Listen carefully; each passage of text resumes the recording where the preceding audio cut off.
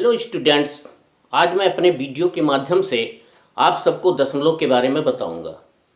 दशमलव क्या है?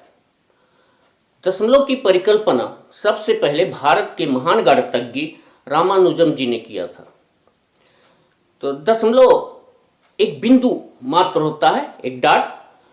तो दशमलव का प्रयोग किसी इकाई और उसके अंश को एक साथ लिखने में करते हैं। जैसे 1 किलोमीटर 7 मीटर है। अब इसको एक साथ कैसे लिखें, प्रश्न होता है। 1 किलोमीटर और 7 मीटर, 7 मीटर। तो इसको अंकों में कैसे लिखेंगे? हम सबको पता है 1 किलोमीटर जो है इसमें 1000 मीटर होते हैं। किलोमीटर एक इकाई है, इसलिए हमने 1 लिखा है। तो 1000 का 7वां भाग है। अगर 1 मीटर होता तो 1000 का 1000वां भाग हुआ, तो 1000वें भाग में से 7 भाग। तो इसको लिखने के लिए कैसे लिखते हैं अंकों में? तो 1.007 लिखते हैं। अब कैसे लिखते हैं, क्यों लिखते हैं, ये अभी समझाएंगे।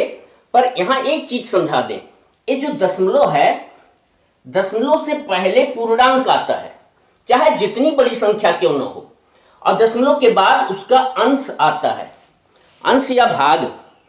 तो दशमलव का जो है भिन्न से बहुत गहरा नाता है। भिन्न में क्या होता है कि जैसे हम किसी एक वस्तु के कुछ बराबर भाग करते हैं, मान लो 5 बराबर भाग किया, तो उसको हम भिन्न में बटे के नीचे लिख देते हैं। और इन 5 भाग में से 2 भाग ले लिया तो 2 भाग को ऊपर लिखते हैं। ये भिन्न होता है। पर दशमलव में किसी एक इकाई के या एक वस्तु के 10 बराबर भाग, 100 बराबर भाग, 1000 बराबर भाग या और भी ज्यादा इस तरह से करते हैं। तो हम सब ने स्थानीय मान में पढ़ा है इस बात को कि जब हम अंक लिखते हैं तो देखिए इकाई, दहाई, सैकड़ा और इसके बाईं ओर 1000, 10,000, लाख, इस तरह से बहुत से स्थान आते हैं। पर जो सबसे पहला अंक है यह है इकाई का। इसको हम पहला मान लें या अंतिम मान लें, क्योंकि इसमें बहुत स्थान होते हैं, इसलिए पहला अंक या अंतिम अंक कोई निश्चित नहीं किया जा सकता है। तो इकाई को ही हम पहला स्थान मान लेते हैं। अब दहाई इसके बाईं ओर है, तो दहाई का मान 10 गुना बढ़ जाता है। 2 दहाई 20 हुआ। ऐसे 3 सैकड़े में है तो 300, 3 का 100 गुना यानी 300 हुआ। पर इकाई के जो अंश होंगे, भाग होंगे, उसको कैसे लिखेंगे? यही दशमलव की आवश्यकता पड़ी और दशमलव की परिकल्पना आई। तो देखते हैं इसको। एक इकाई के 10 बराबर भागों में से 4 भाग को हम 4/10, 4/10 तो भिन्न में कहेंगे, पर इसको अंकों में कैसे लिखें? यहां पर हमने एक बनाया है आकृति और इसके 10 बराबर भाग किए हैं, 4 भागों को ऐसे से क्रॉस किया है। तो हम 4 को 10 से भाग करते हैं। 10 का पहाड़ा 4 में ले जाएंगे, 4 कम है 10 अधिक है तो 0 बार ले जाएंगे। 10 शून्य 0 और ये 4 बचा और दशमलव लगाएंगे। दशमलव लगाने के बाद 1 1 0 जितनी बार जरूरत हो हम लिख सकते हैं। तो यहां 1 0 दशमलव के कारण उतार लिया। 10 चौके 4, 10 चौके 40, 4 नहीं 40, तो ये 40 लिख दिया। अब ये 0.4 आया। एक बात यहां बताएं, ये 325 जो है ये पूर्णांक है। दशमलव के पहले पूर्णांक होता है, अब दशमलव के बाद उसका अंश होता है। दशमलव एक डॉट बिंदु होता है ऐसे। तो इसको इस पूर्णांक में जोड़ देंगे तो 5 और 0 5 हो जाएगा और 4 ये 10वें स्थान पर आ जाएगा। ये 4 10वां अंश हुआ। 100वां भाग कैसे निकालते हैं? तो यहां हमने एक आकृति के 100 बराबर भाग किए हैं। तो इसी बात को लिखा है यहां, एक इकाई के 100 बराबर भागों में से 7 भाग को हम 7/100 या एक इकाई का 7/100वां भाग कहते हैं। जैसे यहां 4 10वां भाग कहते थे। तो अब 700वां भाग तो हमने शब्दों में लिख दिया, पर अंकों में कैसे लिखेंगे? तो देखिए 7 को हमने 100 से भाग कर दिया।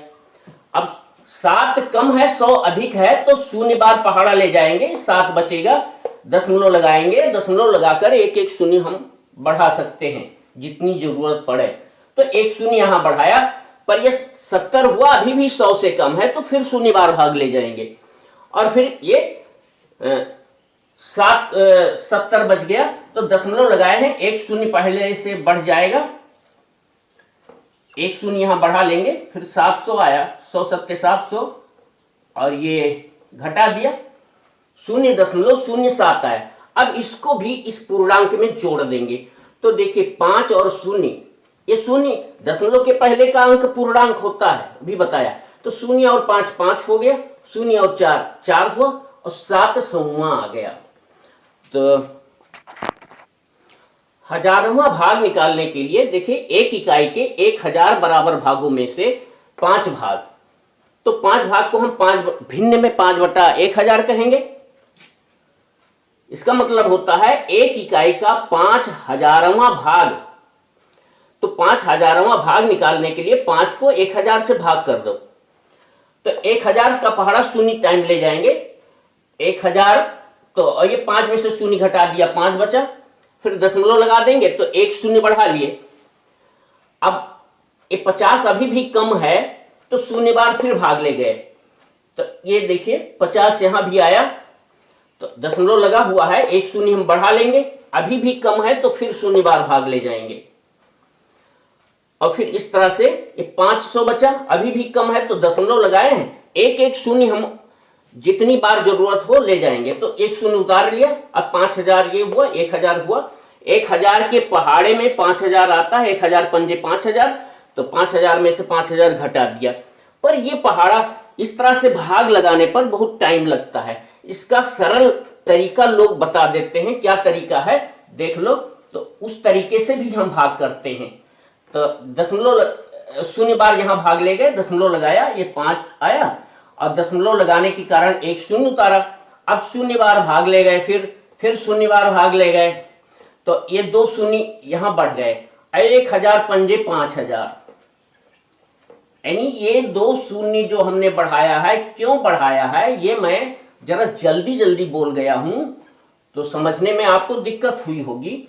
तो ये 1000 पंजे 5000, तो इस तरह से ये घट गया, ये भाग होता है और इसको हमने पूर्णांक में जोड़ दिया तो ये आया। अब इसको हम पढ़ेंगे कैसे, तो देखिए इसको बता रहा हूं कैसे पढ़ेंगे। इसको हम पढ़ते हैं 325.475। अरे वाह, गलत हो गया, ऐसे नहीं पढ़ेंगे, इसे पढ़ेंगे 325.475, यानी दशमलव के बाद के अंकों को अकेला अकेला पढ़ेंगे और इसी को शब्दों में ऐसे ही लिखेंगे भी, 325.475 इस तरह से लिखेंगे। तो अब इसका शेष भाग अगले वीडियो में बनाऊंगा, पार्ट 2 में। तो जो बच्चे देख रहे हैं अगर समझ में आ रहा है तो प्लीज निवेदन है मेरे चैनल को लाइक शेयर और सब्सक्राइब कर दीजिए। आप अगर सब्सक्राइब कर लेंगे तो नीचे एक लाल बटन दिया होता है, उसमें लिखा होता है सब्सक्राइब, तो उसे दबा दीजिए, तो मैं जो वीडियो बनाऊंगा वो आपकी मोबाइल पर आ जाएगा। ये मैंने नया चैनल बनाया है, foundational education SSMRK। Thank you.